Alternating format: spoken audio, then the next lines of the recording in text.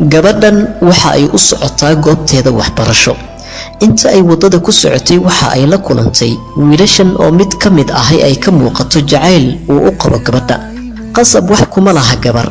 balse waa sasabasho sida ay Soomaalidu ku mahmaahdo waxa uu isku dayay inuu u sheego dantiisa meel aan ku habboonayn gabadha markii ay gabadha hadal isaga celin weeday ayuu wiilkii dhinaca isaga leexisay haddii aad wax jeceshahay mara baati ah waad ka jilcan tahay wiilkii waa uu dulqaatay kadib waxa horteeda ka yimaaday wiil aragala oo gacanta la soo aadaya gabadhii darbaaxsho ayay wajiga uga dhufatay wiilkii miskiinka ahaa waa qiso aad la oyn doonto wiilkan aragala iyo sheekadiisa jirdil iyo silac ayay isugu dareen kuwii wiilasha ahaa ee gabadha qashqashaaday ugu dambeyn ushiisa ayuu raadsaday waa uuna helay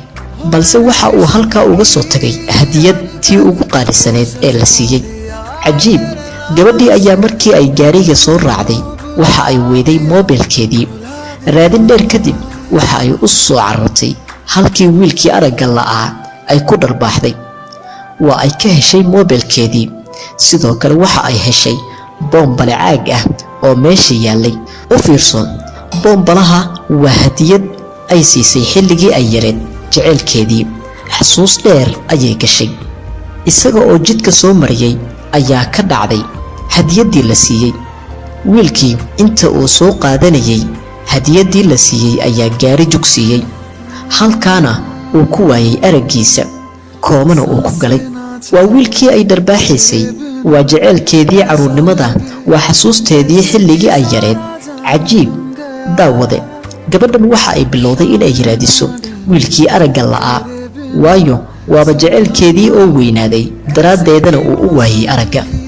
kuwii dhibka badnaa ayaa jidka ku helay codsi ayay u gudbisatay waana laga aqbalay rafaad dheer kadib waa ay aragtay jaceelkeedii oo muddaba ay la'saneed oohin ayay ka bixi weyday gabadhi raaligelin iyo calaacal kadib gabadhii waa ay soo kaxaysatay jaceelkii caruurnimada ay isku soo jeclaayeen wiilkan haddaba daawada xusuusnow goor walba